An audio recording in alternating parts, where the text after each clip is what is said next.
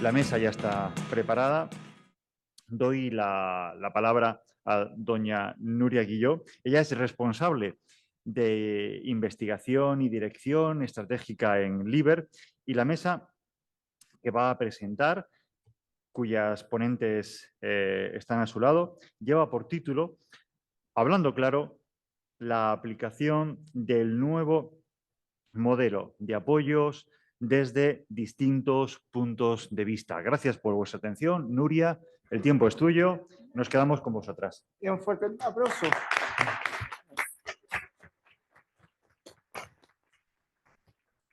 Muchas gracias, Pedro. Muchas gracias, Alfredo. Buenos días a todas las personas que hoy nos acompañáis, tanto presencialmente como aquellas que nos acompañan por streaming, en este segundo día de nuestro segundo Congreso Estatal sobre el derecho a decidir con apoyos. Hoy seguimos hablando claro. Para ello nos acompañan las personas que generosamente van a compartir con nosotras y con nosotros su extenso conocimiento y experiencia en sus respectivos ámbitos para que podamos conocer mejor y con más profundidad cómo se está aplicando el nuevo modelo. Así, comenzamos hablando con Marta Sánchez Fernández. Marta es licenciada en Derecho por la Universidad de Zaragoza y fiscal por oposición. Marta también es integrante de la Fiscalía de Área de Alcañiz, dependiente de la Fiscalía Provincial de Teruel.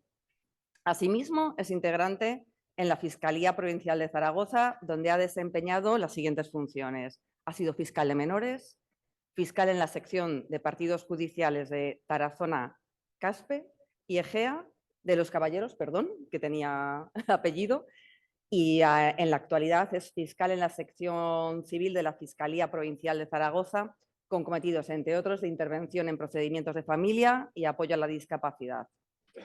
Marta, contigo rompemos el hielo y hablamos claro en tu experiencia como fiscal. ¿Qué aspectos se han visto modificados, según tu experiencia, en el proceder de la Fiscalía con la reforma que ha supuesto la Ley 8/2021 en los procedimientos judiciales? Bueno, buenos días a todos y en primer lugar pues muchas gracias por esa invitación y de forma muy sintética, ¿no se oye? ¿Ahora?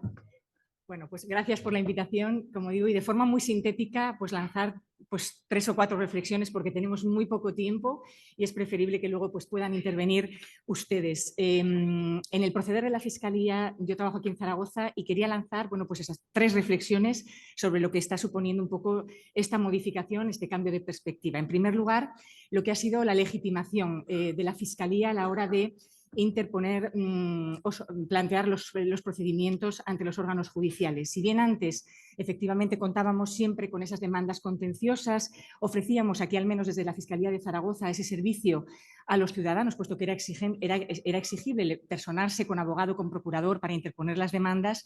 Ahora hay que pasar inevitablemente por ese expediente de jurisdicción voluntaria, no es preciso esa personación con abogado y procurador de forma obligada y, por lo tanto, eso sí que ha supuesto que nosotros entendamos que nuestra legitimación es subsidiaria y podamos ocupar en esos expedientes de jurisdicción voluntaria de forma pues, más mayoritaria esa posición más de defensa judicial, de velar única y exclusivamente por lo que es el protagonista, la persona con discapacidad, velar porque se cumplan en ese sentido, en todo el expediente, sus garantías, su participación, y eso hace que las personas legitimadas, es decir, que lo que son ascendientes, descendientes, el cónyuge, los hermanos, sean las personas que directamente pueden acudir al juzgado directamente a solicitar y efectuar ese expediente de jurisdicción voluntaria y, lógicamente, la persona también directamente interesada. Lo que sí que hemos hecho desde la Fiscalía es pues, facilitar esos formularios con la documentación que hay que presentar para bueno, pues, que ante el órgano judicial se pueda acudir directamente y, como decimos, ocupar nosotros entonces ese otro papel dentro de esa comparecencia y de ese expediente de jurisdicción voluntaria. Eso no quita, lógicamente, para que ante determinados supuestos sigamos siendo nosotros quienes ejercitamos ese papel promotor.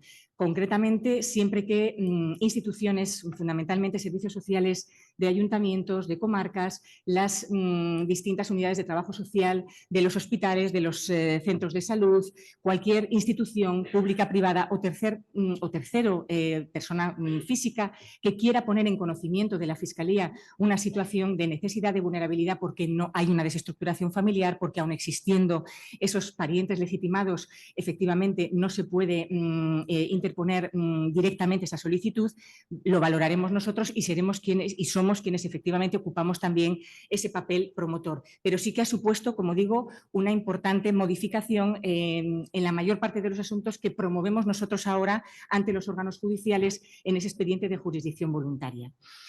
En segundo lugar, quería bueno, pues destacar también otra, en este caso, dificultad que podemos, en este caso, exponer única y exclusivamente los operadores jurídicos que, bueno, pues trabajamos en Aragón. En ese sentido, bueno, pues después será desarrollado en este caso y lanzados sus mensajes por parte de Carmen Mayor respecto a lo que es el anteproyecto y la esperada y ansiosa reforma en materia de derecho foral, pero aquí contamos con eso, con derecho foral propio y, por lo tanto, para los operadores jurídicos han sido pues 2 años y medio no fáciles para intentar armonizar, en este caso, la convivencia de lo que es esta Ley 8/2021 y las modificaciones en este derecho común para todo bueno, pues vinculado para todos y con la aplicación pues directa, nuestra ley aplicable, que es nuestro derecho civil foral. Ello ha supuesto, bueno, pues encontrarnos con resoluciones que desde luego, si aquí ustedes, bueno, pues han podido pues, estar también presentes, estudiar algunas o valorarlas o verlas, pues sí, pues la lectura fácil nos queda mucho por avanzar todavía en ese terreno, pero el esfuerzo que ha tenido también que desentrañar el órgano judicial, el juez, las jueces, para efectivamente justificar por qué una medida, no otra, cómo armonizar los principios que afectan directamente a derechos fundamentales, directamente de la Convención de Nueva York y que había directamente que aplicar, porque nuestra legislación foral cuenta todavía, pues eso, con la incapacidad, con instituciones que, bueno, pues estamos efectivamente a la espera con ese anteproyecto de verlo, bueno, pues en vigor y dejar de generar, pues lo que efectivamente supone inseguridad jurídica, órganos judiciales con resoluciones en nuestro territorio diferentes en ese sentido, instituciones que en algunas ocasiones pues, se han adoptado cuando uno puede decir, pero ¿cómo puede ser esto si efectivamente en el común y con esta Ley 8/2021 eso está ya desterrado? Bueno, hemos ido poco a poco, como digo, intentando armonizar, bueno, pues desde la Fiscalía pues, intentar procurar también un criterio más o menos común, pero eso ha sido una de las claves también en este proceso de implementación, ¿no? Y en tercer lugar, quería también exponer lo que está suponiendo pues, ese cambio de mentalidad. Efectivamente, bueno, pues una ley no genera los cambios por sí, ¿no? Desde el minuto uno, y menos creo que en esta materia. A todos, yo creo que tanto desde el punto de vista social como también desde el punto de vista pues, jurídico, nos está suponiendo pues, bueno, pues poco a poco el ir cambiando esa mentalidad, esa perspectiva en parte bueno, pues de la forma de responder a las necesidades que se plantean, ¿no? cuando se solicitan esas medidas de apoyo. Y en ese sentido sí que quiero destacar lo que ha supuesto para nosotros, por ejemplo, el tema de la guarda de hecho, fundamentalmente en un ámbito, claro, la discapacidad, ustedes aquí, bueno, pues saben mucho más que yo, lo único que podemos ver es la absoluta diversidad del mundo de la discapacidad, de las distintas situaciones que se plantean y dentro de las mismas concretas discapacidades, lógicamente, cada persona y lo que rodea a cada persona es un mundo. Entonces, nosotros, sobre todo, en el ámbito de una de las supuestos que de forma mayoritaria acuden y acudían a los juzgados hasta la fecha y hasta la entrada en vigor también de la Ley 8/2021, es el ámbito, bueno, pues de nuestros mayores, de las familias preocupadas ante la situación, bueno, de deterioros cognitivos, de deterioro neurodegenerativos y, bueno, cómo abordar esa situación. Vienen todavía diciendo, no, es que hay que pasar por ese juicio de incapacidad para después, mire, no, pero es que lo hacemos para por si acaso, porque queremos tener todo organizado, así nos lo han recomendado desde la residencia. No, es que luego los problemas surgen y hay que atender el día a día. y escuchas a las personas y entiendes que efectivamente dices, bueno, pues si lo que antes, pues ¿por qué no?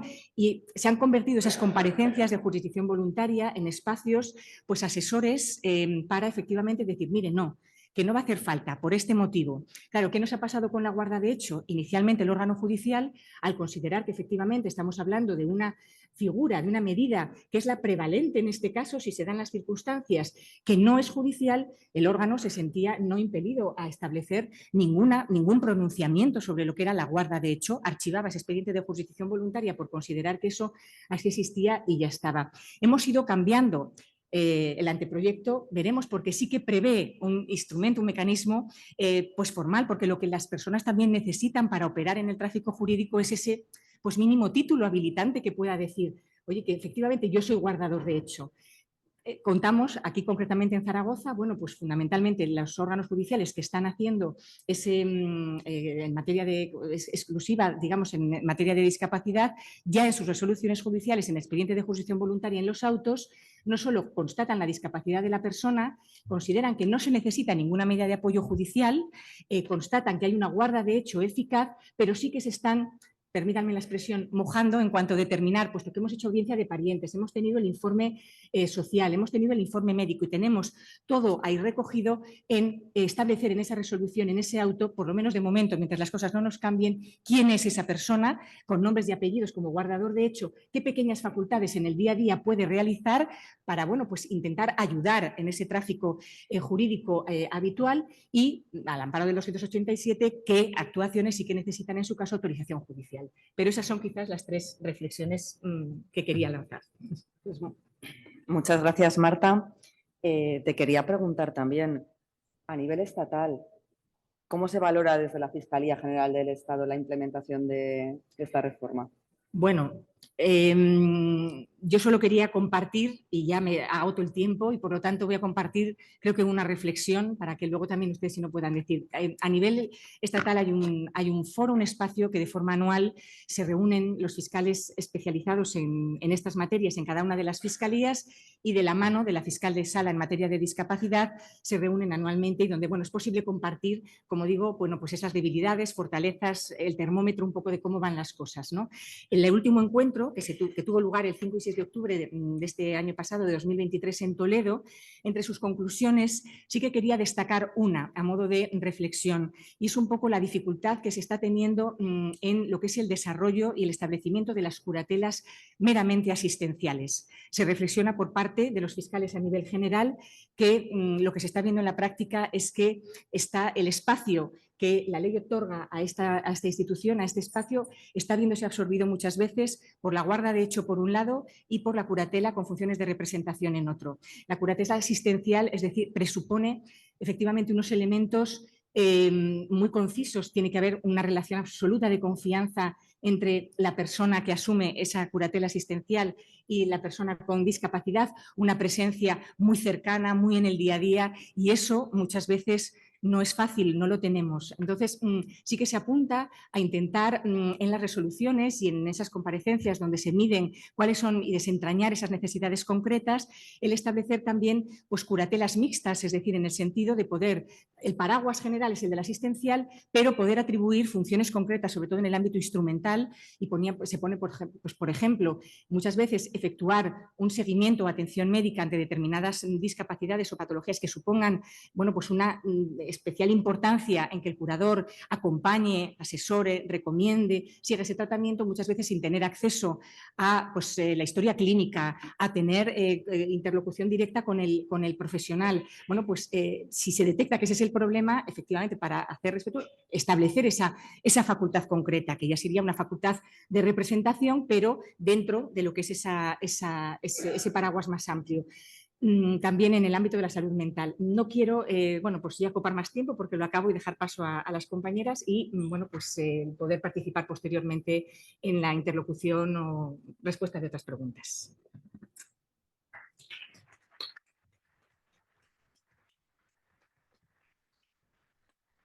Pues muchísimas gracias, Marta. A continuación, me gustaría presentar a Carmen Bayot López.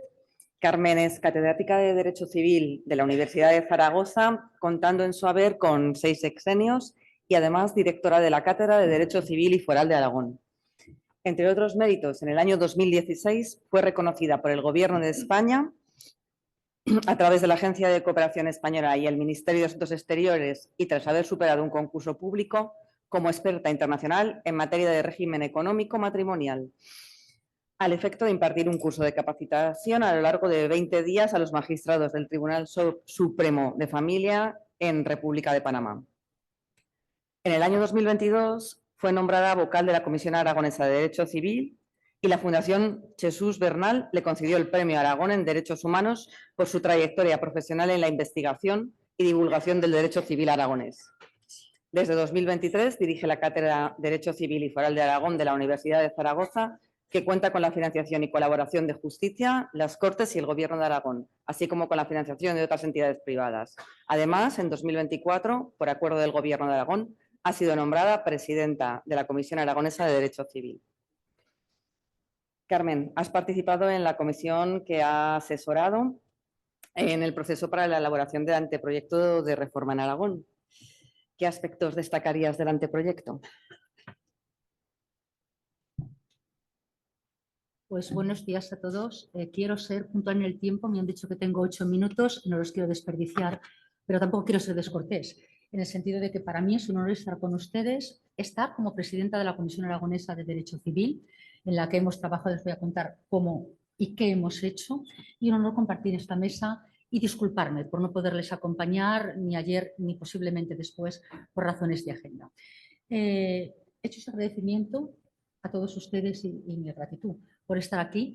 Decirles, porque es de justicia, que aunque yo comparezco como presidenta, porque lo soy, he salido publicada en el BOA, este proyecto se ha hecho con la presidencia de don Fernando García Vicente, es Justicia de Aragón, y bueno, quiero nombrarlo, porque si no llega a ser, porque nuestro artículo 5.3 del reglamento que nos regula, cuando uno alcanza una determinada edad, pues tiene que pasar a una posición de mérito, pues esa es la razón de que ha habido que renovar la presidencia y mis compañeros pues hayan decidido que yo pueda representarles. Así que dicho esto, si les parece, vamos a entrar en lo que les quiero contar, que he estado oyendo a la compañera y querré apuntar algunas cosas. ¿Qué hemos hecho? Miren, hemos hecho una reforma global del Código de Derecho Foral de Aragón. Aragón tiene un derecho civil propio que no solamente gobierna a los aragoneses, sino que gobierna a cualquier persona de acuerdo a la que ésta sea la ley aplicable. Es mucho más que un código de aragoneses, es un código universal, ¿de acuerdo? En función de los reglamentos europeos. Por lo tanto, tenemos que ser cuidadosos. La forma de trabajar no ha sido adaptarnos a la ley 8/2021. Esa ley tiene muchas cosas, entre ellas ese problema que nuestros jueces aragoneses han resuelto, creo que muy bien, con sus luces y sus sombras, pero somos humanos, no divinos. Y entonces, pues bueno, cada uno hacemos lo que podemos con el mejor entendimiento. Y esta ley es una ley que sí, que destruye ese procedimiento de incapacitación, evidentemente, y pasamos a otro procedimiento. Pero en materia civil la competencia es aragonesa, ¿de acuerdo? Y es donde teníamos que hacerlo. ¿Cuál ha sido el cometido? Adaptarnos a la Convención de Nueva York. Una convención que, como me ha dicho la compañera, está en vigor y por lo tanto es derecho vigente y aplicable desde el 3 de mayo de 2008. Y tiene un artículo fantástico, no voy a entrar en el 12, que es del que nosotros hemos hablado, que dice que principios de esta convención serán el respeto a la dignidad inherente, la autonomía individual, incluida la libertad de tomar las propias decisiones y la independencia de las personas. No entro en dignidad inherente porque creo que nunca les ha faltado, y quien piense lo contrario me parece que no está en este mundo, pero sí esa posibilidad de actuar y de ser independiente, porque de eso trata la ley civil. Hemos reformado el Código Civil íntegramente, una reforma que no se ha hecho desde que pasamos a tener código y no leyes extravagantes que luego opinen ese código, para adaptar a la Convención de Nueva York. ¿Y cómo lo hemos querido hacer? Miren, lo hemos querido hacer teniendo en cuenta dos principios importantes. La autonomía de la voluntad, que preside nuestro derecho foral, estando un escartae, la familia, fundamental, ¿de acuerdo? Y esa dignidad de la persona que no tenemos que dejar de perder ni de olvidar. Forma de trabajar, un gran cambio de mentalidad. Un gran cambio de mentalidad, porque fíjense que las palabras son importantes. Esta reforma del Código Foral no se llama reforma en materia de capacidad con las personas con discapacidad, sino que es una reforma del Código Foral en materia de capacidad de las personas. Porque no hay personas diferentes. Todos somos personas, ¿de acuerdo? Y de hecho, si me permites, antes de entrar, y ya cuento los principios, porque si no me pasaré, pero hablo jurídicamente, hay un artículo 3.2 que dice: toda persona tiene capacidad jurídica para ser titular de derechos y obligaciones. La capacidad jurídica no podrá modificarse por razón de la discapacidad. El ejercicio de la capacidad jurídica, tanto en aspectos personales como patrimoniales, a salvo limitaciones o prohibiciones impuestas por la ley, corresponde a toda persona mayor de edad, por sí sola o con los apoyos que a tal fin pueda necesitar. A los menores de edad, por sí solos, conforme al artículo 1, al apartado primero del artículo 7, o con la representación o asistencia, en su caso, debidas. Esta es la situación. ¿Por qué? Porque todos los seres humanos son iguales ante la ley y en virtud de ella. Esa es la situación. Cuando uno es mayor de edad, tiene plena capacidad jurídica. La diferencia será su ejercicio, si es por sí sola o con los apoyos que pueda necesitar. Es un cambio de gran trascendencia y de gran trascendencia jurídica, porque eso obliga a los juristas a tener que buscar una composición entre esa autonomía de la voluntad, esa independencia, el derecho del tercero y la seguridad jurídica en el tráfico. Creo que lo hemos logrado de alguna manera.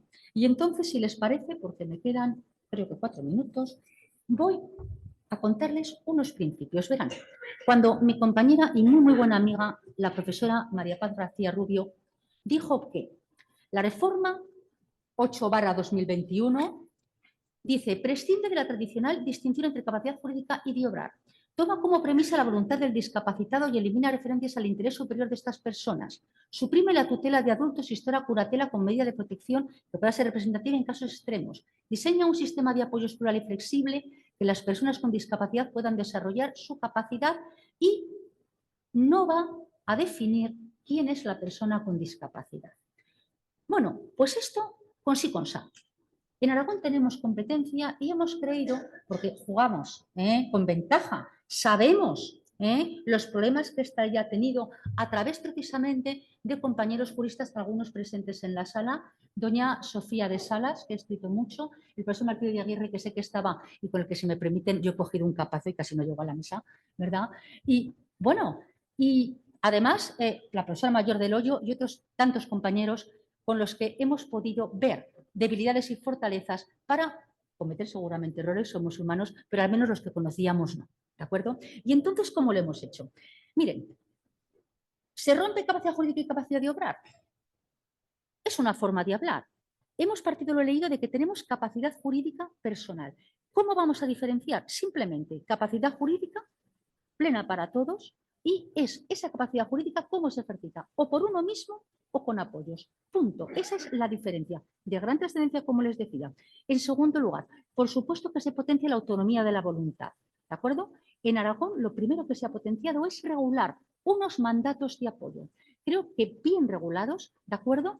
Para que la persona, cuando está en plena capacidad por sí sola, ¿vale? Y a partir de los 14 años, con asistencia, porque la edad de 14 años es mágica en Aragón, ¿de acuerdo? Y eso ya valdrá para cuando llegue a la mayoría de edad y si lo puede necesitar, ese será el momento de salida, pueda diseñar su traje a la medida, como siempre se ha hecho en Aragón desde hace más de 700 años, ¿de acuerdo?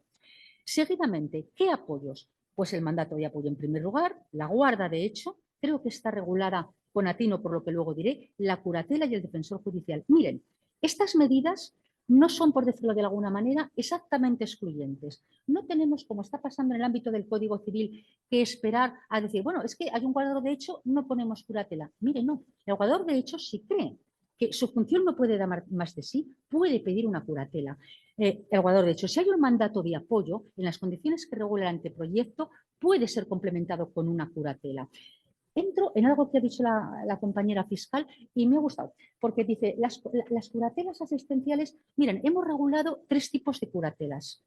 Una curatela simplemente de trasladar la voluntad de una persona que no la puede expresar, una curatela de asistencia y de complemento y una curatela de representación. Que no son una detrás de otra, sino que, eso que estaba diciendo, se pueden compaginar. Es el juez, el magistrado, en quien tenemos confianza absoluta y más que ver cómo han hecho las cosas en estos años, ¿de acuerdo? El que puede decidir hacer ese traje que necesita esa persona, porque cada una es diferente, lo somos cada uno de nosotros, ¿de acuerdo? Y decir qué puede necesitar, o una asistencia para esto, una representación para esto, algo que de alguna manera, aun bajo el paraguas de la representación, ya permitía el derecho vigente, porque tenemos una curatela de representación, ¿de acuerdo? La teníamos ya, habiendo curatela. La familia es muy importante. Ciertamente hemos creído, ya acabo ya, que en esta actitud del convenio no se podía mantener una autoridad familiar prorrogada o rehabilitada. Pero la familia es tan importante que no la podemos olvidar. Son los apoyos familiares los que más hacen por las personas. Por lo tanto, hay una curatela, ¿de acuerdo?, que está tratada en condiciones especiales, donde los padres e incluso, si el juez lo ve, otros parientes, porque los hijos ahora, pues gracias a Dios vivimos mucho, y los hijos tienen que encargar de los padres, ¿de acuerdo? También esa situación, no solamente de padres a hijos, sino de hijos a padres o hermanos, cuando actuamos en su acompañamiento, ¿de acuerdo?, puedan tener esa flexibilidad para no estar sujetos a una curatela estricta. Será el juez el que marcará, el que lo verá. Y hemos recuperado, creo que con acierto, la sustitución ejemplar, ¿de acuerdo? Podría contarles muchas más cosas, pero hay más compañeros y creo que los protagonistas son ustedes, quienes a lo mejor pueden dentro de un rato dirigirse a hacer las preguntas que tengan por conveniente. Muchas gracias y muchas gracias a ustedes y a la comisión por el trabajo.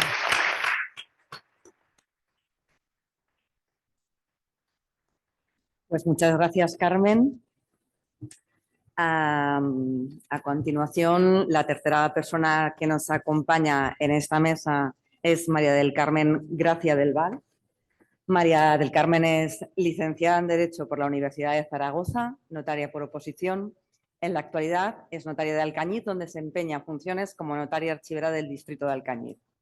Es además delegada de la Fundación Aequitas, nombrada por el Ilustre Colegio Notarial de Aragón como su representante para trabajar en canalizar las aportaciones en relación con la discapacidad y situaciones de vulnerabilidad en favor de las personas necesitadas de especial protección. María del Carmen, la función de las notarias y los notarios cobra, aún si cabe, más relevancia en relación con los apoyos a la capacidad jurídica.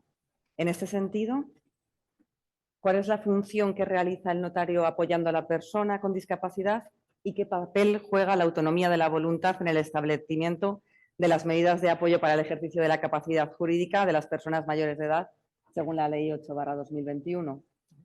Buenos días. ¿Está bien? Sí. Bueno, buenos días. Lo primero también, como mis compañeras, agradecer a Liber la invitación a este congreso, felicitar a mis dos compañeras anteriores en su exposición y también a las mesas de ayer. Es decir, yo tuve la suerte de poder estar aquí todo el día con ustedes y fue un día muy interesante con muchas aportaciones y donde yo como operador jurídico creo que aprendí mucho, ¿no? Y creo que de eso se trata, de poder luego aplicar en nuestro ejercicio, en mi caso, en el ejercicio de la función notarial, todas las aportaciones que ayer se nos brindaron desde esta mesa. La función notarial, permítanme primero decirles que es ante todo un cauce al servicio de la libertad civil.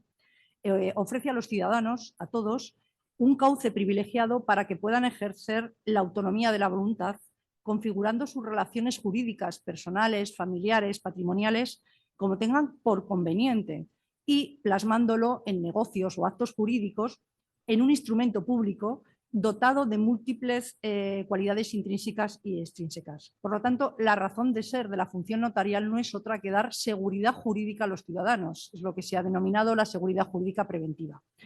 Pero quizás sea prudente comenzar realizando una descripción de qué hace en la práctica un notario. Un notario lo que hace es autorizar instrumentos públicos, pero con la Ley 8/2021, además de hacer esa función o dentro de esa función, el notario cumple una función en el sentido de que se ha convertido en un puntal esencial para que las personas con discapacidad puedan ejercer su capacidad jurídica como parte integrante, como parte de su dignidad humana.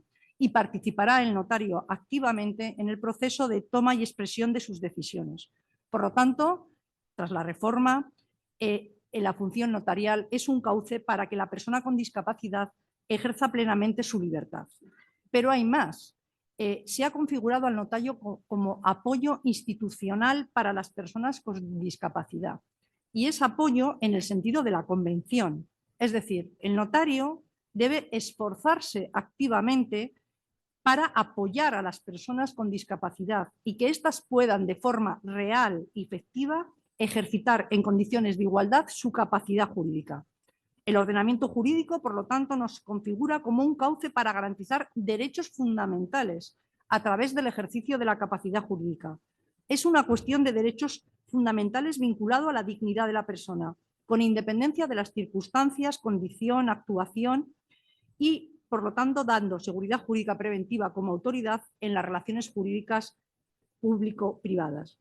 El notario, por lo tanto, realiza su función apoyando a la persona con discapacidad en los otorgamientos que ante él se realice. Y las funciones que realiza las podemos concretar en apoyar a las personas en el establecimiento voluntario de las medidas de apoyo, apoyando a las personas con discapacidad, ya sea física, psíquica o sensorial, en los otorgamientos que ante él se presenten y controlando en todos los otorgamientos que la persona que lo otorga pueda ejercer su capacidad jurídica. Hemos de reseñar que el ejercicio de esta capacidad jurídica hace que el notario adquiera, como digo, un valor de apoyo. La autonomía de la voluntad es el eje principal de nuestro derecho civil aragonés, ya lo ha puesto de manifiesto Carmen, pero además también podemos decir que es el eje fundamental de la reforma, porque las medidas de apoyo son la columna esencial de esta reforma.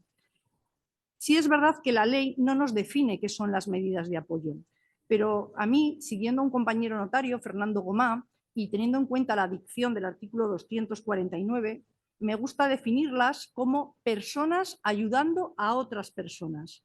Primero, en conformar y expresar su voluntad. En segundo lugar, ayudando a que esa voluntad y deseos expresados de manera determinada se cumplan. Y en último lugar y excepcionalmente, también representando en su caso a esas personas si ellas no pueden ejercer su capacidad jurídica. El Consejo General del Notariado, en una circular del año 2023, ha establecido unas disposiciones generales que se aplican a todas las medidas de apoyo, al notario prestando el apoyo, a las medidas voluntarias y a las medidas también legales. Y establece unos principios generales. Esos principios, como digo, que se aplican a todas las medidas, son la preferencia de las medidas voluntarias, el respeto a la dignidad de la persona y al derecho fundamental del ejercicio de su capacidad jurídica, con los principios de proporcionalidad y necesidad, el determinar cuál es la finalidad de la medida de apoyo, el establecimiento de un estatuto de la persona que presta el apoyo, el establecimiento de tener en cuenta las incompatibilidades y prohibiciones de la persona que presta el apoyo y que en las medidas voluntarias se pueden excluir en el instrumento público, el establecimiento de las salvaguardias, porque ahora hemos pasado de un sistema de incapacitación a un sistema de binomio entre ayuda, medidas de apoyo y salvaguarda, y la obligación de comunicar al Ministerio Fiscal por parte del notario cualquier situación de abuso que pudiéramos detectar en el ejercicio de nuestra función. Los artículos 249 y 250, que son los que establecen esas disposiciones generales en la reforma para todas las medidas de apoyo, nos vienen a determinar muy bien cuáles van a ser los campos de actuación del notario y del juez como verdaderos operadores jurídicos esenciales y reconocen la autonomía de la voluntad de las personas necesitadas de apoyo que podrán establecer mediante una escritura pública y por lo tanto con intervención notarial los sistemas personales, no solo respecto a algunas actuaciones puntuales, sino también con carácter general.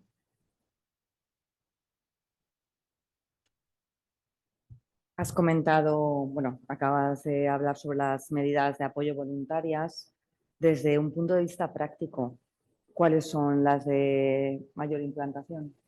Bueno, hemos de decir que las medidas de apoyo voluntarias son medidas atípicas, porque en principio van a depender de la persona en concreto, de sus circunstancias personales, familiares, patrimoniales, que son los que van a determinar la red de apoyo para tomar las decisiones.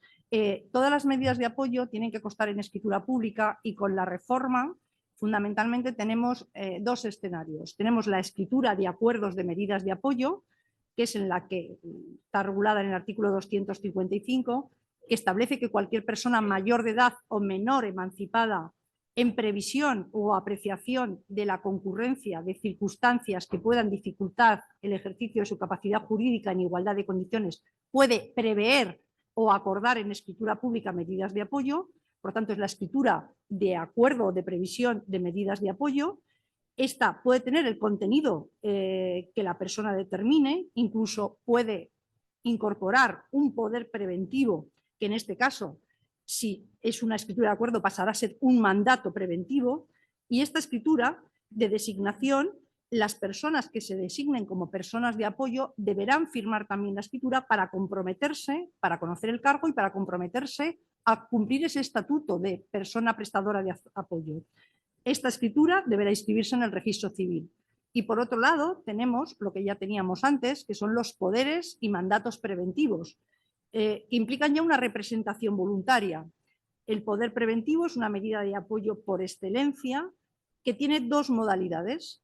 El poder preventivo con cláusula de subsistencia, que es el más frecuente, en el que se otorga por una persona para que surta efectos inmediatos desde el momento de su otorgamiento, pero que no van a decaer estos efectos en el caso de que el poderdante precise de apoyos en el ejercicio de la capacidad, y otra menos frecuente, que es el poder preventivo solo para el caso o el supuesto de que en el futuro se precisen en el ejercicio de la capacidad estos apoyos. Como digo, este es menos frecuente y solo se activará en el momento que se acredite que se ha producido esa necesidad. Los dos también tienen que constar en escritura pública. Normalmente el poder preventivo es un poder general, por lo que está supuesto, en este caso, a la necesidad de apoyo, como digo, se remitirán a las normas de la curatela, salvo que la persona que otorga el poder las excluya. Y en cualquier caso, estos poderes o mandatos preventivos, el notario tiene que informar expresamente que si se otorga a favor de un cónyuge o un conviviente de la pareja de hecho, cesará y se extinguirán automáticamente en el caso de que cese la convivencia. También debe informar que el poderdante puede establecer salvaguardas y si no las quiere establecer habrá que hacerlo constar. Y por último, que los poderes generales con cláusula de subsistencia pueden excluir expresamente el régimen de curatela. Estos poderes, que son lo más frecuente, los poderes preventivos en la práctica, también exigen escritura pública e inscripción en el registro civil.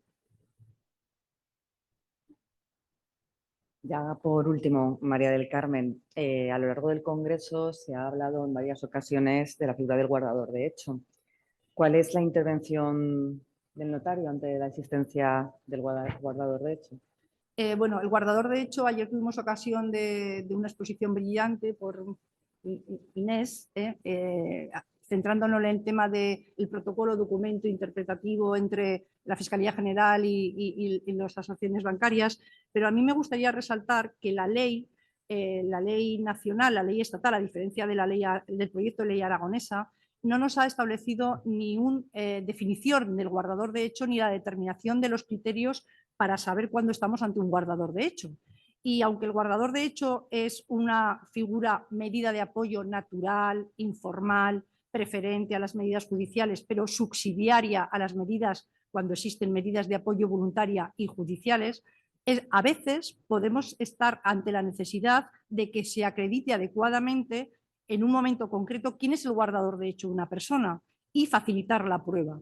Y para ello, la actuación notarial que se recomienda también desde el Consejo General del Notariado es acudir a un acta de notoriedad donde se acredite que existe ese mecanismo de apoyo. Pero ese acta de notoriedad en ningún momento vamos a considerar que es un título de legitimación.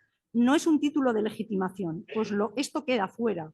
La guarda, de hecho, es un apoyo informal. Y la función del acta de notoriedad es simplemente acreditar la existencia de una situación fáctica, de un hecho cualificado. El acta declara la existencia de la guarda de hecho en un momento dado, pero su subsistencia en el tiempo ya es una presunción legal que se activa en cada momento. Por lo tanto, la prueba del guardador de hecho la legislación estatal va a ser el acta de notoriedad, pero cuando apliquemos el proyecto, cuando ya sea ley en Aragón, tenemos la gran figura de la Junta de Parientes, que va a permitir también acreditar su existencia. Pues muchas gracias, María del Carmen.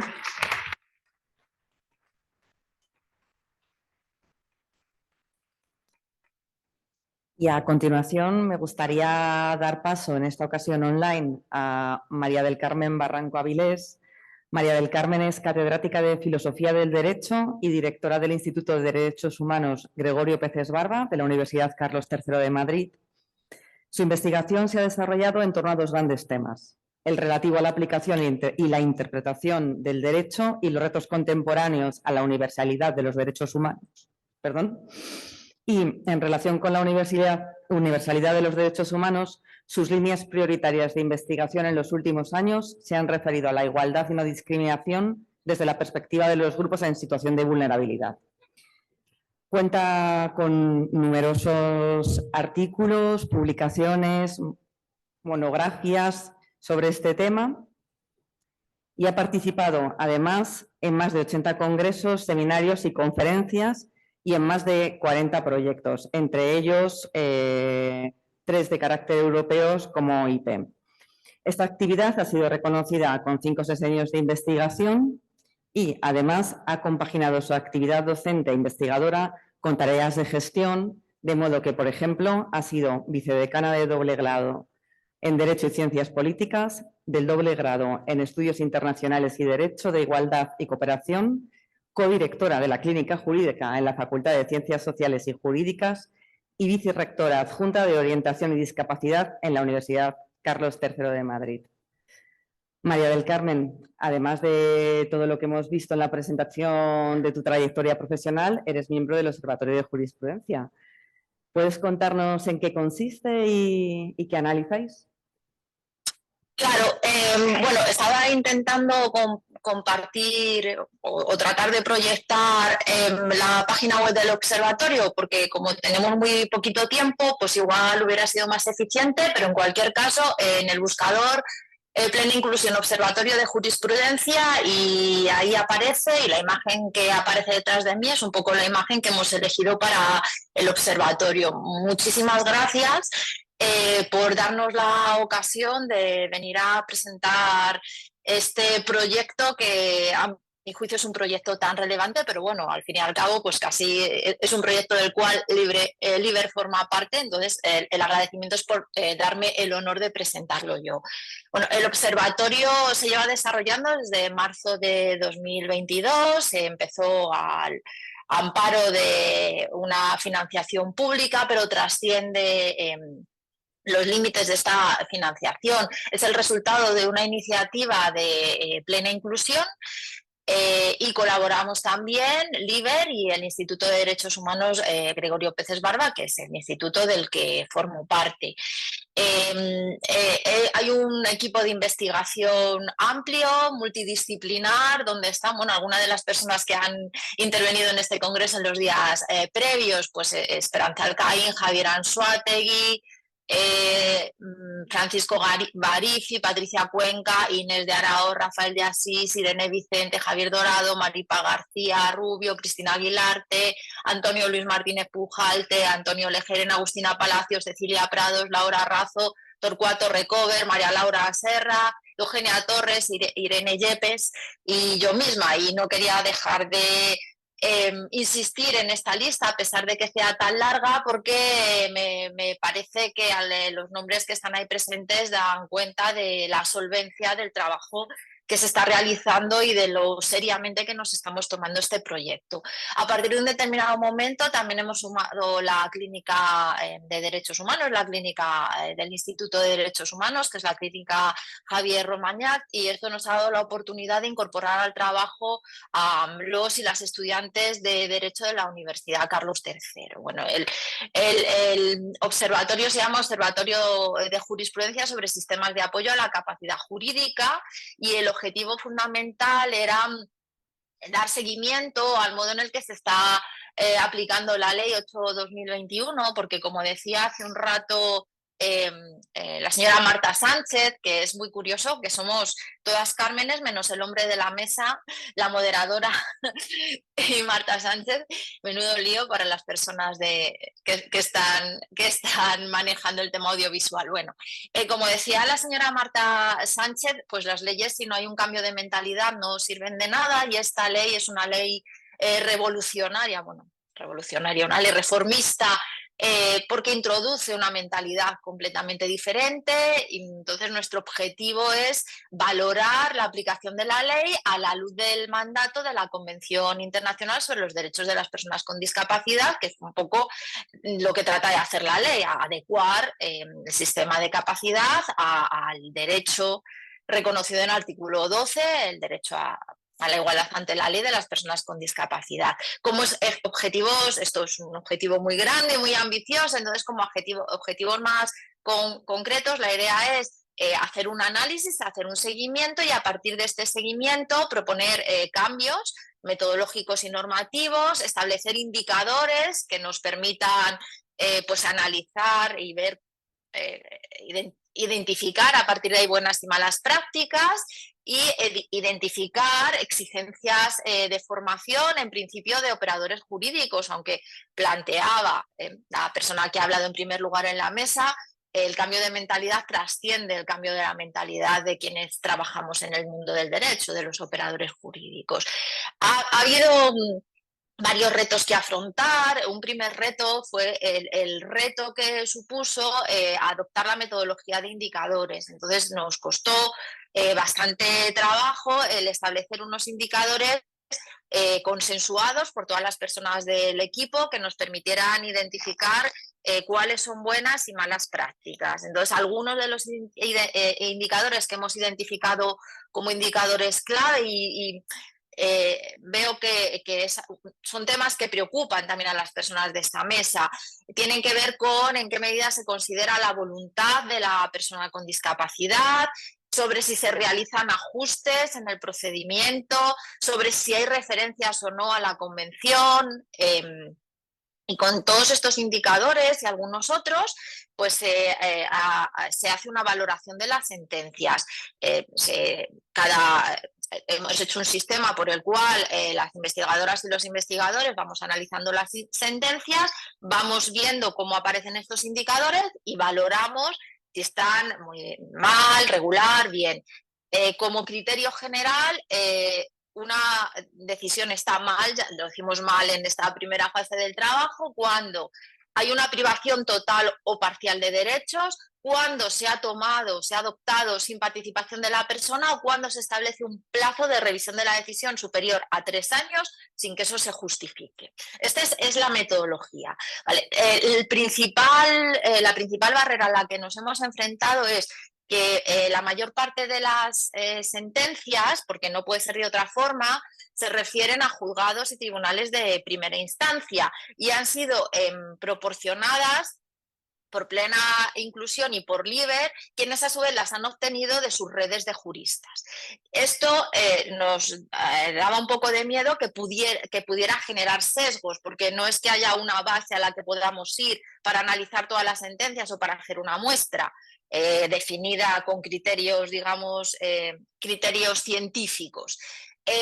Sin embargo, sí que en el resultado pues, tenemos decisiones de todo el territorio del Estado, y ha resultado ser una muestra aleatoria, pero esto es algo que nos ha dado miedo y que seguimos trabajando para afianzarnos de que los resultados son fiables. Bueno, hasta la fecha hemos analizado hasta diciembre de 2023, que es cuando hemos hecho el último informe, ya llevamos como 500, pues en torno a las 450 decisiones de toda España. Hay una mayor representación de comunidades autónomas más grandes, más pequeñitas, pues hay menos decisiones, con lo cual pues parece que no está siendo mala la muestra.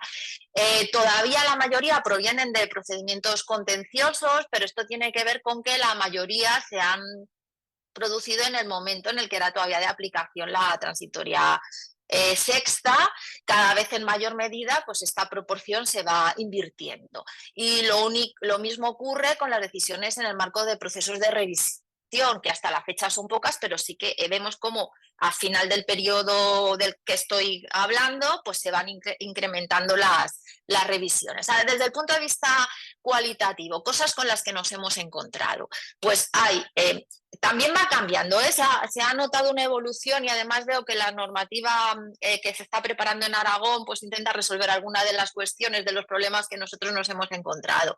Hay un 28% de decisiones en las que no se tiene en cuenta o no consta que se tenga en cuenta la voluntad de la persona con discapacidad. Solamente en un 0,2% de los casos se realizan ajustes de procedimiento, lo cual es muy llamativo. En un 60,75% de las resoluciones que hemos analizado, más de la mitad, no se cita la Convención sobre los Derechos de las Personas con Discapacidad. Y casi en un 50% el plazo de revisión no se determina, con el agravante de que en un 21% de las ocasiones, lo cual es mucho, el plazo de revisión se sitúa entre 3 y 6 años. Y de estos, en casi la mitad de las decisiones en las que el plazo de revisión es superior a 3 años, no aparece la motivación. No se dice por qué esto es así, por qué no se considera necesario, por qué se considera justificado que el plazo de revisión sea superior a los 3 años. Un 41% de las decisiones concluyen con curatela representativa.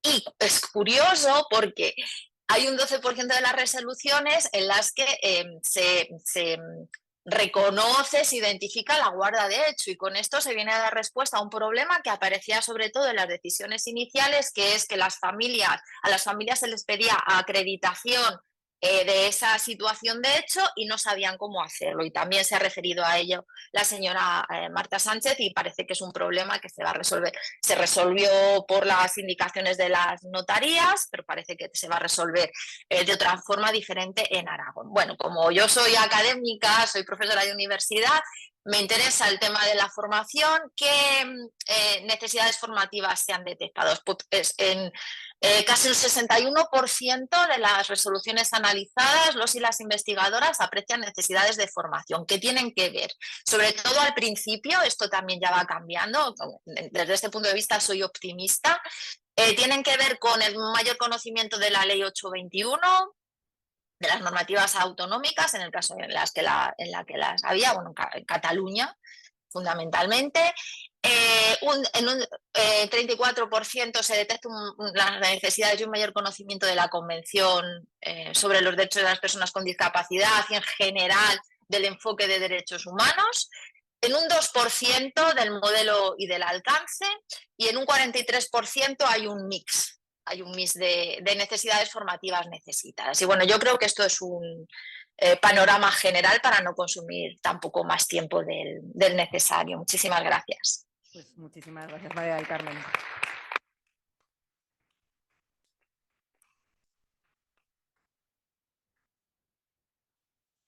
Pues a continuación, y para aportarnos la visión de las entidades de apoyo a la toma de decisiones, nos acompaña la última Carmen de la mesa, Mamen de la Llave Fuentes. Mamen es grado en Trabajo Social por la Universidad de Castilla-La Mancha, máster en Integración de Personas con Discapacidad Intelectual por la Universidad de Salamanca y tiene especialización en Dirección de Fundaciones por la Fundación Universitaria San Pablo CEU.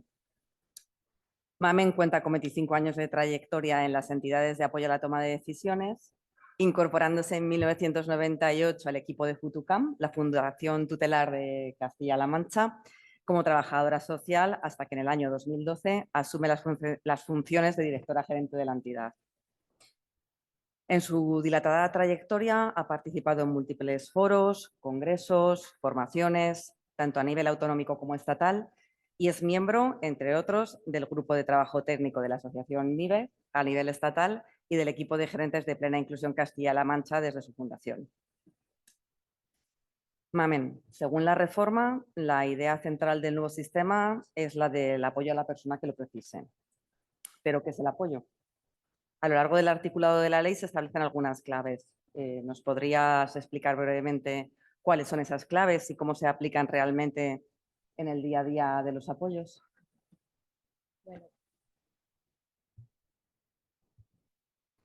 Buenos días a todos y todas. bueno, agradecer al IBER la celebración y el desarrollo de este segundo congreso. Y bueno, pues antes de entrar a definir el apoyo, sí que me gustaría, por contextualizar, hacer un poquito de historia. Y en este sentido, decidir o informar sobre cuándo surge ese modelo de apoyos en la red de entidades LIBER. Ese modelo es fruto del aprendizaje y de la trayectoria adquirida desde el año 1983, que es el año en el que las fundaciones tutelares pues, comenzamos a apoyar a las personas con discapacidad intelectual atendiendo al mandato judicial. En este camino pues, ha habido muchos cambios, hemos tenido que innovar, hemos tenido que adaptarnos. Y ya en el año 2012 pues, desarrollamos nuestro modelo de tutela en aquel momento, modelo compartido, consensuado con la red de entidades LIBER y que ya sentaba las bases de lo que es hoy en día el modelo de apoyo en la toma de decisiones, que está lógicamente alineado con la Ley 821. Este modelo mantiene, y yo creo que esto sí que es importante destacar, mantiene la esencia, el enfoque, el paradigma de lo que realmente las entidades LIBER siempre hemos trabajado, ¿no? Es un modelo que viene alineado con la Convención de la ONU de 2006 y, como decimos ahora, con la Ley 8/2021. Se fundamenta en 4 pilares fundamentales o básicos: el modelo social de la discapacidad, el modelo de calidad de vida, la planificación centrada en la persona y el enfoque de derechos. ¿Vale? Enfoque de derechos que pone el énfasis en la dignidad y en el tratamiento social de las personas con discapacidad como ciudadanos de pleno derecho. Estos soportes teóricos pues, permiten a las entidades de la red LIBER planificar y evaluar si realmente ese derecho a la autodeterminación y esa mejora en la calidad de vida se da gracias o como consecuencia de los apoyos que en este caso las entidades prestamos.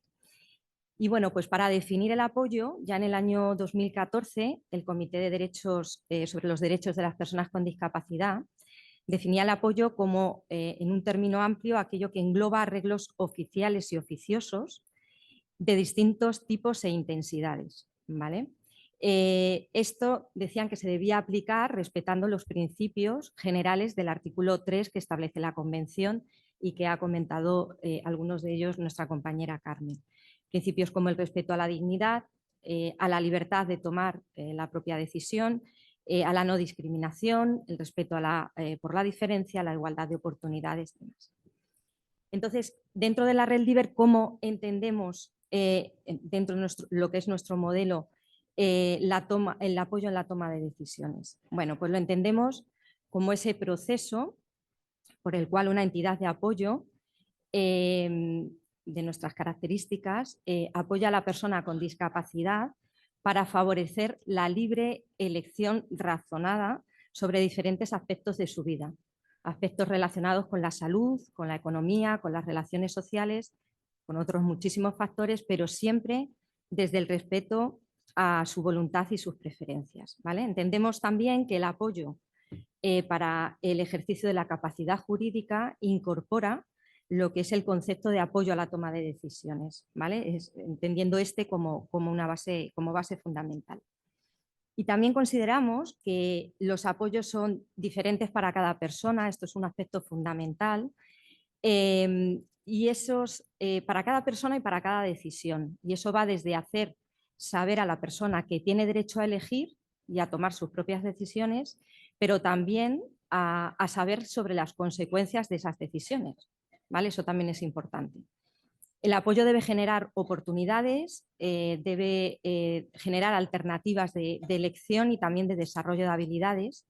Y un aspecto que es fundamental es el hecho de que el apoyo debe tener en cuenta la trayectoria vital, la experiencia y el aprendizaje en esa toma de decisiones que tenga la persona, siempre haciéndolo con ese respeto, con transparencia y con empatía. ¿Cómo se puede hacer todo esto? Pues lógicamente a través de un trabajo interdisciplinar ¿vale? Y en coordinación con el entorno. Tenemos que ser bueno, pues agentes, en este caso, para modificar y adaptarnos en la medida de nuestras posibilidades al entorno. ¿Y de qué manera evaluamos? Pues evaluamos mediante un enfoque lo más personalizado posible, dinámico y adaptado a las actividades concretas de la persona y también a las barreras con las que se va a enfrentar. Ahora ya sí que me gustaría informar un poco sobre cómo aplicamos ese apoyo en el día a día, desde el enfoque más práctico, ¿vale? Como he dicho, situando a las personas en el centro, ellos son al final la razón y los verdaderos protagonistas de sus proyectos de vida y de la toma de decisiones. Previamente y durante el proceso tenemos presentes los derechos de las personas con discapacidad. No debemos decidir, en este caso, a lo mejor modelos anteriores de sustitución, no se debe decidir por la persona, sino que debemos acompañar en ese proceso. Con ello se realiza un plan individual de apoyos, ¿vale? Que esto es fundamental. En ese plan, la persona de forma conjunta con la entidad, con los profesionales de referencia, establece cuáles son, pues, a medio, corto, largo plazo, lo que son sus deseos, sus preferencias o los objetivos a alcanzar en la vida.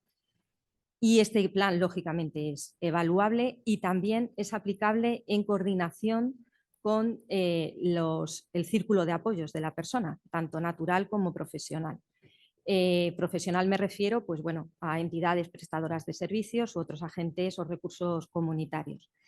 Creo que es importante que no simplemente nos quedemos en ese plan individual de apoyo, sino que una vez elaborado ese plan de manera conjunta, esto conlleva un proceso de deliberación, de análisis, en definitiva, entre la entidad y la persona, viendo los pros, los contras y, en definitiva, llegando a acuerdos sobre qué decisiones se deben tomar en relación a esos deseos o voluntades de la persona. Nos adaptamos a los ritmos, a los tiempos, son ellos y ellas los que marcan los ritmos y los tiempos. Y bueno, pues tenemos en definitiva que fomentar esas habilidades a través de la utilización de los recursos accesibles y adaptarnos a las necesidades de cada uno de ellos. Este modelo, como he dicho, es un modelo compartido, aplicado desde la red de entidades LIBER.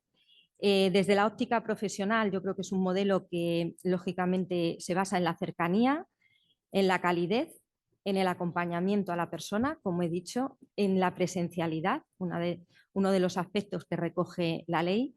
En mi opinión, difícilmente se puede establecer un vínculo o se pueden prestar unos apoyos a las personas con discapacidad desde la distancia o incluso desde el desconocimiento de la propia persona. Por eso nuestro modelo apoya por esa presencialidad. Y siempre atendiendo, pues, a criterios lógicamente, de calidad y de ética. Esto hace que la red LIBER, en definitiva, sea un referente a nivel nacional y creo que en muchas comunidades autónomas también, en cuanto a entidades de apoyo a la toma de decisiones, que realmente en lo que se traduce es en eso, ¿no? En esa mejora de la calidad de vida y en esa consecución de proyectos de vida de las personas a las que apoyamos. Una preguntita.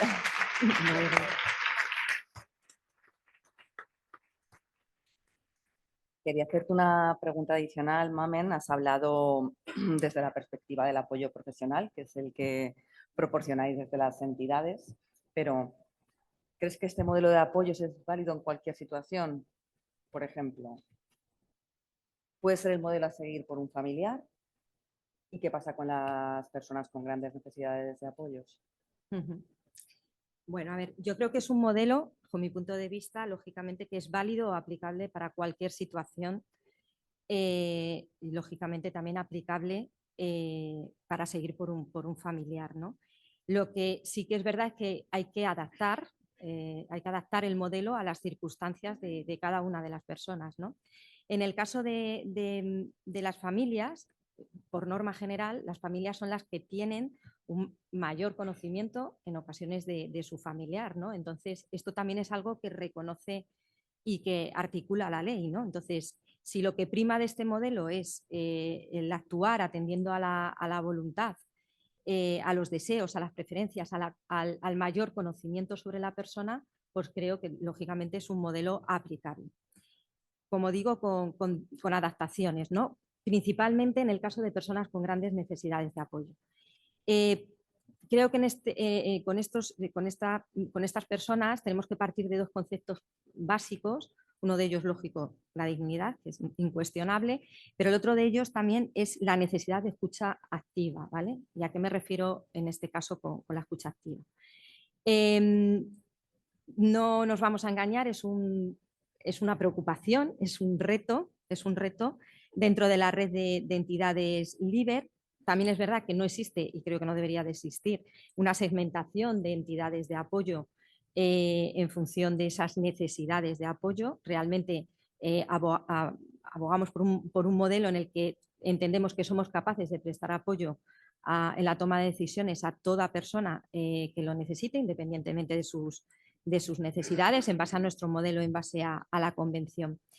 ¿De qué partimos? Pues del artículo 249, que establece que en aquellos casos excepcionales, pese a haberse hecho un esfuerzo considerable y no sea posible determinar la voluntad, deseos y preferencias de las personas, pues las medidas de apoyo podrán incluir funciones representativas.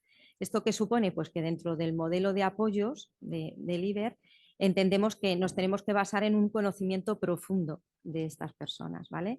En este proceso pues se puede incorporar lo que es la figura del traductor vital dentro de su círculo de apoyos, que es las personas más cercanas y que conocen en definitiva más a la persona, sus gustos, sus preferencias. Y nosotros, tanto los traductores vitales como en este caso las entidades de apoyo, tenemos que identificar cuáles son los factores que esta persona hubiera tomado en consideración con el fin de tomar esa decisión. Es difícil, es complicado, pero lógicamente partimos de la convicción de que todas las personas pueden decidir aspectos sobre su propia vida, ¿no? Y creo que algo que no se nos tiene que olvidar es que el profesional siempre tiene que tener en mente la constante pregunta de si lo que hago es lo que la persona en definitiva realmente quiere o en este caso desea. Este modelo está basado dentro de nuestro modelo y dentro del apoyo a personas con grandes necesidades de apoyo. Versa en tres ejes, ¿no? En el de la atención individualizada, como hemos comentado, en el de la interacción con el contexto.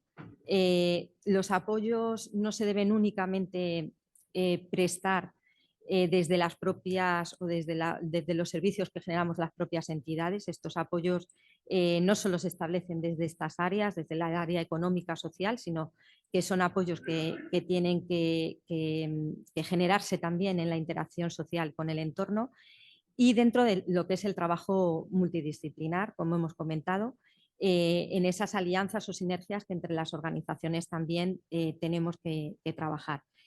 Por lo tanto, los apoyos para personas con grandes necesidades de apoyo, pues lógicamente tenemos que seguir aplicando los métodos de intervención, al igual que para otras personas con apoyos a lo mejor más intermitentes o más limitados, PCPs, apoyo conductual positivo, análisis funcional de la conducta y también pues, desarrollar esos planes individuales. Nos encontraremos barreras a nivel, por ejemplo, de comunicación y demás, pero bueno, no quiero pisar la siguiente mesa porque creo que, mejor que lo diga yo, mejor lo va a decir Isaac, que es experto por experiencia con el apoyo de Raúl y bueno, pues creo que ellos son los que realmente tienen esa voz y bajo mi punto de vista, pues lo voy a dejar ahí para que sean ellos los que puedan ampliar toda esta información. Pues muchas gracias, Mamen.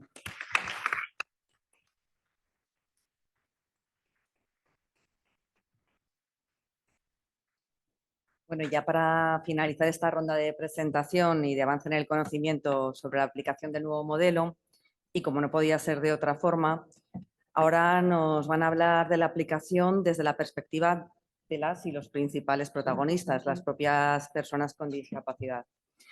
Para ello nos acompaña José Miguel Casi Varela. José Miguel es portavoz de LIBER y de Futuvide, entidad que le presta apoyos. Con LIBER se ha centrado sobre todo en acciones relacionadas con la consecución de los objetivos de la Ley 8/2021 y con la realización de algo fundamental en el avance de los derechos de las personas apoyadas, su participación con voz y voto en los órganos de gobierno de las entidades que prestan apoyos. A este respecto, recientemente compartió los resultados de la creación conjunta de la estrategia del LIBER, cuyos frutos ya están en marcha con los patronatos de las entidades de la red, haciendo llegar así las reivindicaciones de las personas apoyadas a todos los rincones de esta gran familia de entidades de apoyo a la toma de decisiones. Las aportaciones de la red de portavoces del LIBER han sido incorporadas en la redacción del tercer plan estratégico de la entidad.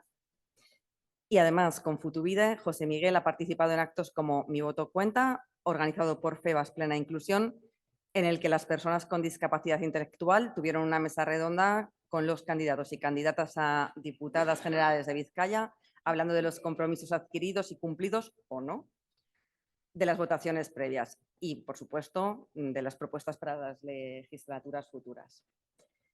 José Miguel, sé que desde el grupo de portavoces del LIBER habéis hecho una investigación para presentarnos en este congreso y creo que nos vas a hablar ahora de sus principales resultados. Sí, efectivamente habíamos recogido todas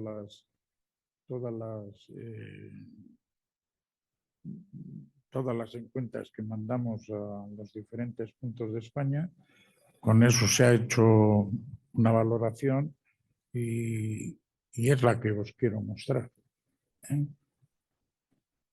Los resultados de la microinvestigación sobre la vivencia relacionadas con la Ley 8/2021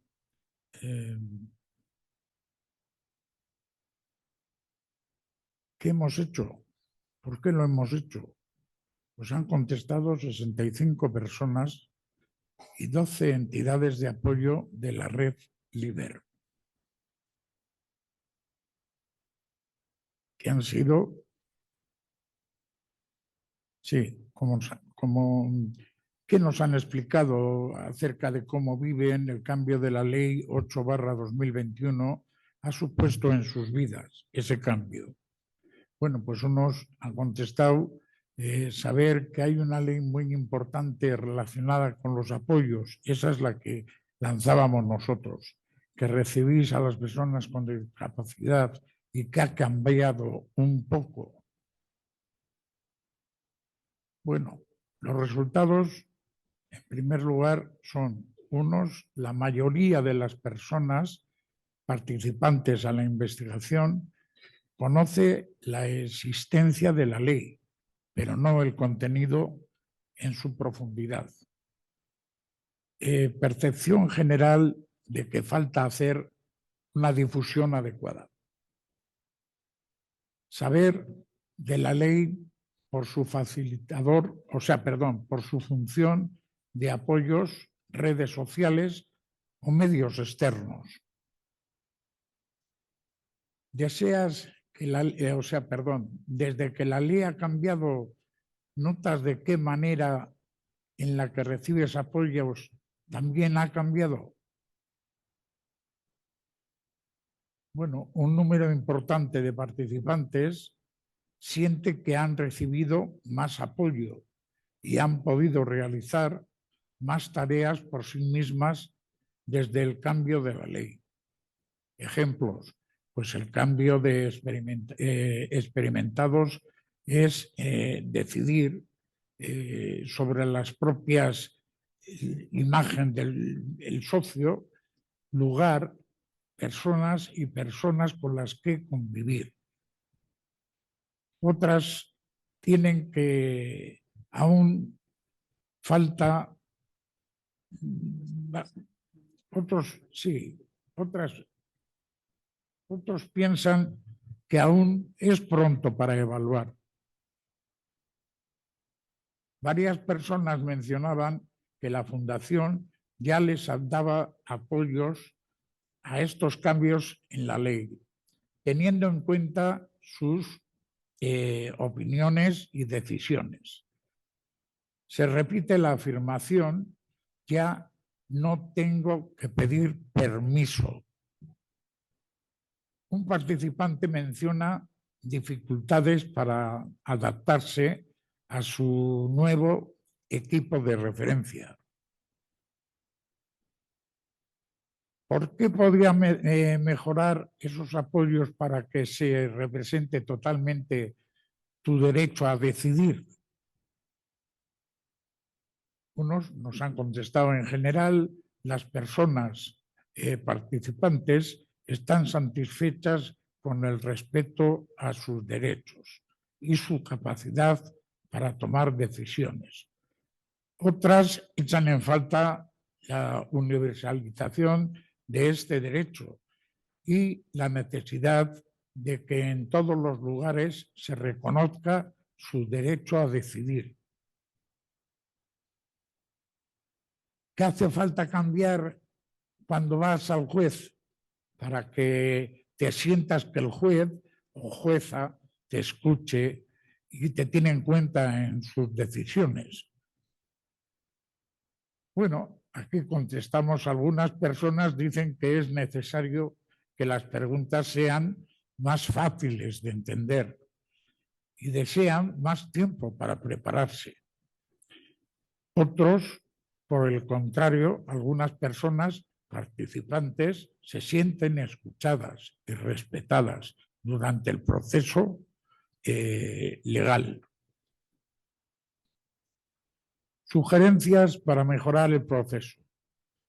Adaptar la lengua jurídica utilizando palabras más sencillas, por ejemplo, lectura fácil.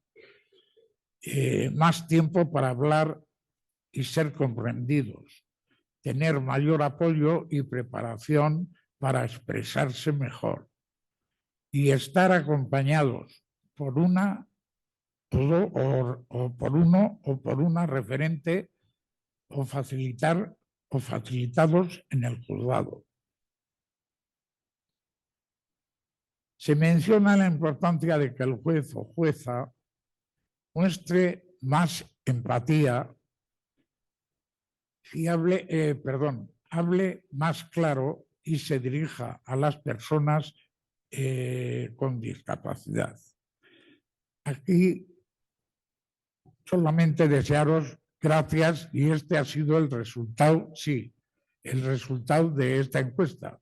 Pero también quería agradecer a una persona en particular que es portavoz del IBER, que por asuntos personales no ha podido asistir y ha colaborado en esta encuesta enérgicamente y con correa, como decimos, pues darle las gracias y un gran abrazo.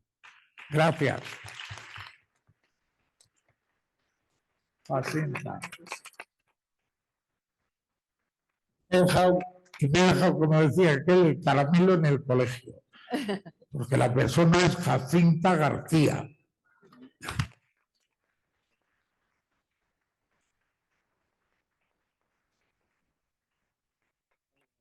Muchas gracias, Josemi. Te quería preguntar, has comentado en un momento de los resultados de la investigación, ha salido que una de las propuestas de mejora estaba relacionada con poder estar acompañadas y acompañados de una persona referente o un facilitador. Desde tu punto de vista, ¿por qué es importante la figura del facilitador? Es fundamental. La figura del facilitador, tanto en los juzgados como en los centros de salud, como en los centros públicos, que tienes que ir a arreglar un papel y demás, como para hacer muchas veces las compras y demás, de una cantidad determinada de dinero, pues bueno, ya vas acompañado con tu referente y demás, ¿no? Pero la figura del facilitador, sobre todo, son muy, muy importantes. Al juez no le vamos ahora, perdón, la jurisprudencia, como digo yo, habla un idioma que ellos lo sienten como particular, pero nosotros lo vemos distinto, no lo vemos, mejor dicho, es que no lo entendemos ni papa. Entonces, si hay una persona que nos puede hacer un puente entre el juez y nosotros, joder, eso sería estupendo. El médico, vas al médico y te empieza con los cococitos y los pesticitos que te han subido. Tienes que estar... Joder, ahí se forma una confusión que dices, bueno, he salido igual que he entrado. Si hay una persona que me hablaría mejor, o sea, perdón, no mejor, sino para mí, pues sí. Entonces ahí vas a hacer una gestión, la que sea, tanto a la banca como a la hacienda pública o lo que sea, te empiezan a echar papeles, y cualquiera lo reina. Porque sabrás el nombre de tu madre, tuyo, el carnet de identidad y nada más. Y eso ahí, pues esa persona que te ayuda es fundamental. Todos necesitamos eso. Todo. Creo que todos necesitamos eso, yo también. Gracias. Quieren facilitador. Pues muchas gracias, Josemi. Nada. Yo creo que nos quedan unos minutitos si no me dicen lo contrario. Me gustaría lanzar una ronda final muy breve, ¿no? Pues vamos a pasar, me voy a saltar la ronda final para dejaros paso a también las personas protagonistas aquí y online, por si alguien quiere lanzar una pregunta a cualquiera de las personas que nos han acompañado en la mesa.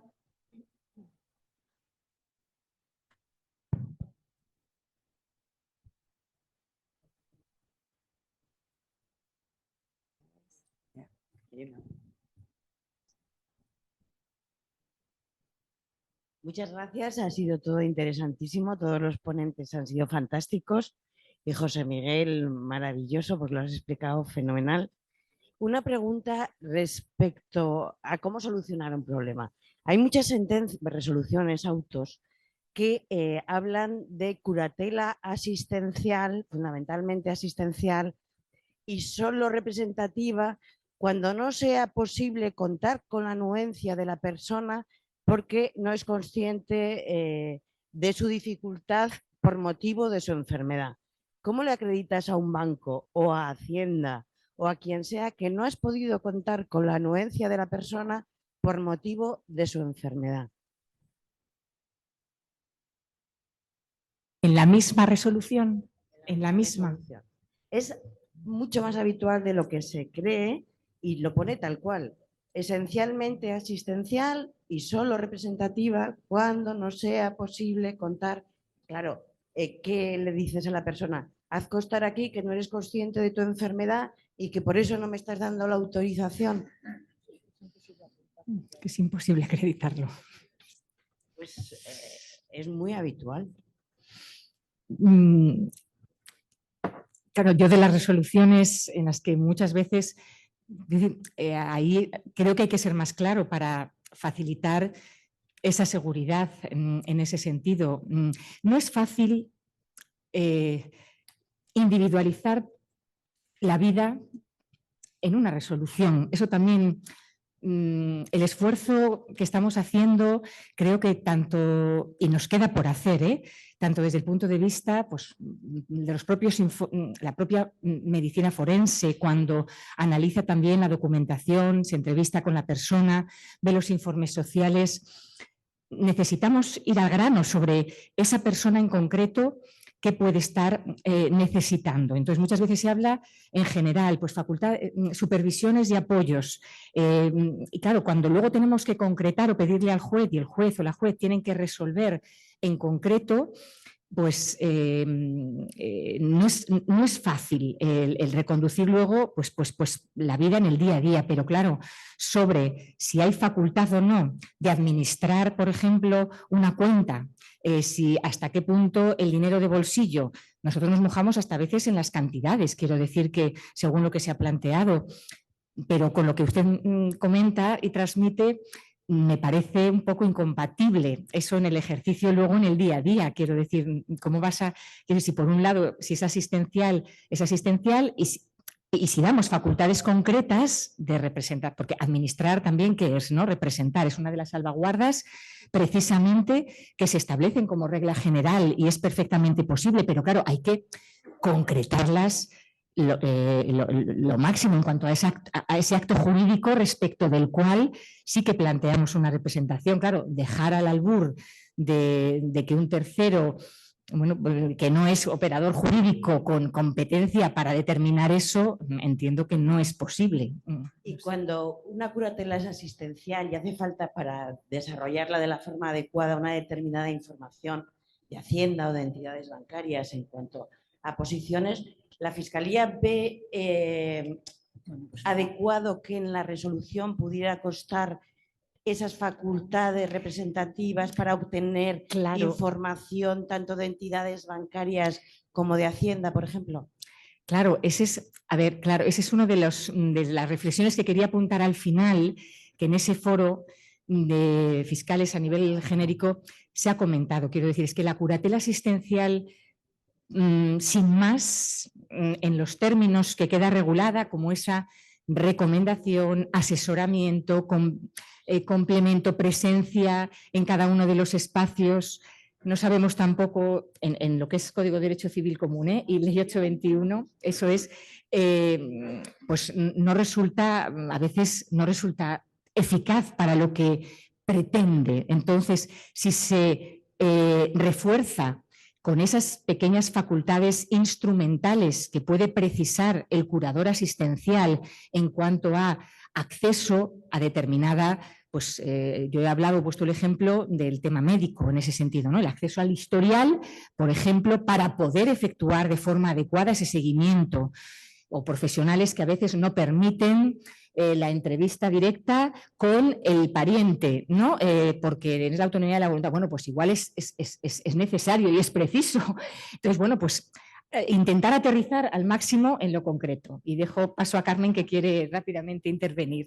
Sí, lamento que no hayamos tenido el último turno porque yo, tras oírlas, tenía, creo que algunas soluciones y eso me pone contentísima de que nuestro trabajo pueda servir. El operador jurídico tiene que servir a la ciudadanía. No tiene otro sentido. Gracias. Entonces, esto que están diciendo, miren, a lo que usted responde, no le puedo decir qué quiere decir el juez con eso, igual que la señora fiscal. Bueno, pero a lo mejor es que en la Ley 8/2021 faltan muchas definiciones, muchos conceptos. Se dice, decidimos que no explicamos para quién va dirigida esta ley. Mire, no, diga usted para quién va dirigida esta ley. Porque el Convenio de Nueva York atiende a todos los supuestos posibles, desde ruptura de barreras, desde cualquier cosa. Miren, esto es una ley civil y atiende a decir cómo se contrata, cómo es el tráfico jurídico. Y para contratar, cualquier persona necesita tener voluntad, poderla expresar y que esa voluntad sea consciente y sea libre para cualquier persona. Quien es capaz de hacerlo por sí solo no necesita apoyos, quien no los necesita. ¿Qué personas? Pues nosotros, quiero decirles, estamos diciendo a qué personas se dedica esta norma en el artículo 34, que son estas personas que no pueden manifestar esa voluntad. Estamos diciendo cuáles son los tipos de apoyo que la última de las Cármenes que ha hablado decía, porque no lo dice el Código Civil Ley 8/2021.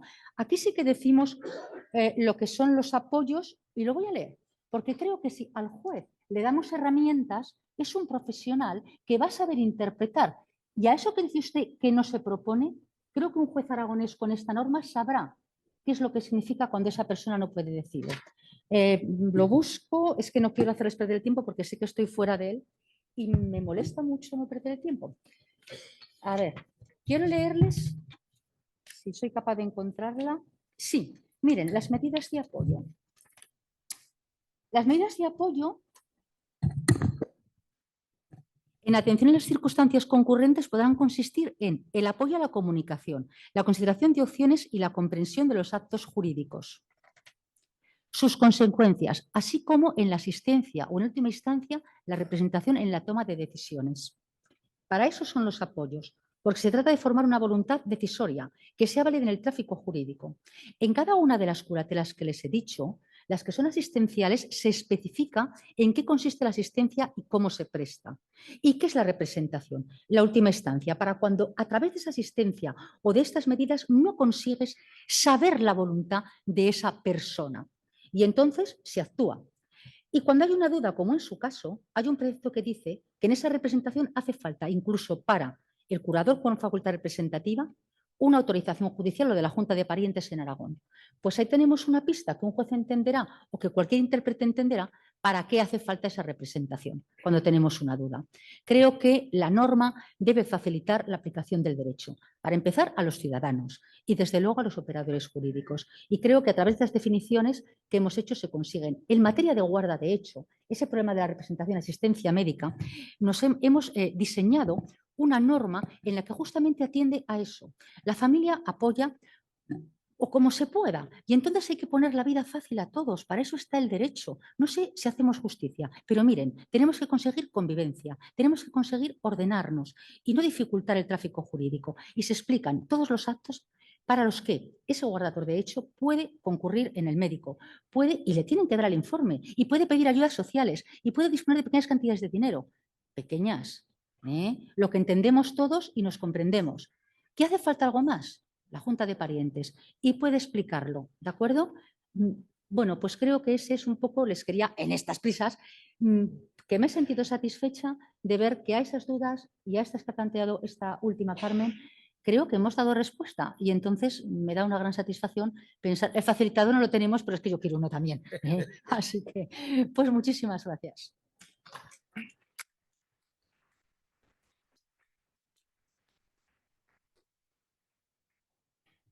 Aunque vamos un poco ajustadas de tiempo, vamos a dar... No, ningún problema.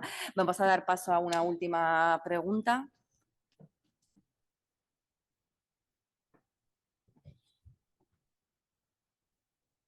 Buenos días. Piedad Carrillo de Fundisval. Yo quería hacerle a usted, que acaba de terminar de hablar, una pregunta porque se ha hecho referencia a usted antes a la sustitución ejemplar. Sí. Entonces no sé si he entendido bien que se refería a que han recuperado la sustitución ejemplar, pero aquí en Aragón o en general. Aquí en Aragón. Qué pena. Se nos pueden copiar, lo hacen casi siempre. Sí, posiblemente seamos el inicio. Espero que lo copien porque era una cosa importante. Eso les quería decir, que es que, sí. 2 segundos, que para mí las familias son importantes y bueno, la comisión, que tenemos aquí a 2 representantes del Gobierno de Aragón que han tenido la amabilidad de acompañarnos, al Director General de Desarrollo Estatutario, modificado con Derecho Aragonés, al Corcoy, la jefa del servicio, que creo que hemos hecho los deberes porque hemos querido enterarnos de cuáles eran las dificultades del día a día, a través de asociaciones, a través de las personas dentro del Gobierno de Aragón, de la DGA, que están dedicadas a esta situación. Y entonces hemos querido hacer lo que creo que podemos poner al servicio de todos ustedes. Sí, me parece muy bien porque esa cláusula, la verdad es que era un alivio para las familias, ¿eh? Y ahora pues la han quitado, según la nueva 821, que pues ya no la se sabemos de la ley memoria. aragonesa lo podrá utilizar Sí. sin ninguna duda, igual que hemos facilitado, no puedo hablar de todo, Y el luego, régimen transitorio. y luego hay otra cosa que están haciendo la banca, no sé a quién corresponda, no sé si hay algo que es una discriminación para las personas gravemente afectadas que tienen una cuenta bancaria y que les obligan a los curadores o a las familias a ir a ventanilla a sacar dinero porque no les dan tarjeta. Eso es una discriminación. Todo el mundo puede ir a un cajero, ¿verdad? Pues no. Las personas gravemente afectadas no les dan tarjeta porque se supone que ellas no las pueden manejar. Entonces al curador, a la madre, al padre, al familiar, no les dan tarjeta.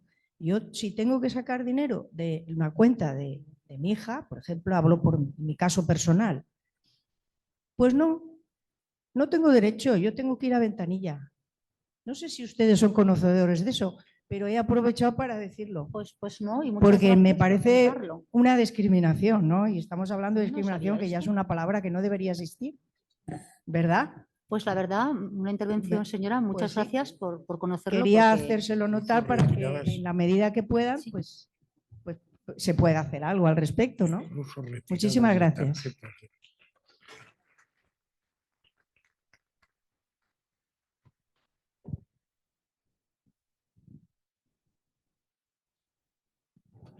Yo conozco a personas que les han retirado, o sea, de la cartilla, o sea, perdón, la tarjeta de crédito, cuando al nacimiento de esta nueva ley. El por qué no me digas, pero la banca actúa así. Creo que en siguientes mesas se va a abordar algunas de las problemáticas que han surgido y les vamos a dar paso a ello para que nos contesten a estas cuestiones que están preocupando y que están afectando. Hay otras, aunque tengan autorización por su fundación o su asociación para manejar cierto dinero, hasta cierta cantidad de dinero, pues el banco ha rechazado. Sí. De esto van a hablar a lo largo de la mañana, así que como nos hemos extendido un poco en el tiempo, yo quería agradeceros por vuestra generosidad al compartir vuestro conocimiento. Marta, Carmen, Mari Carmen, Mamen y José Miguel me lo han puesto muy fácil. Si me equivocaba con los nombres no tenía perdón. Tenía que haber llamado Carmelo. Carmelo, sí. Bueno, todos los nombres empezaban por M en algún... Así que muchísimas gracias por acompañarnos, ha sido un placer.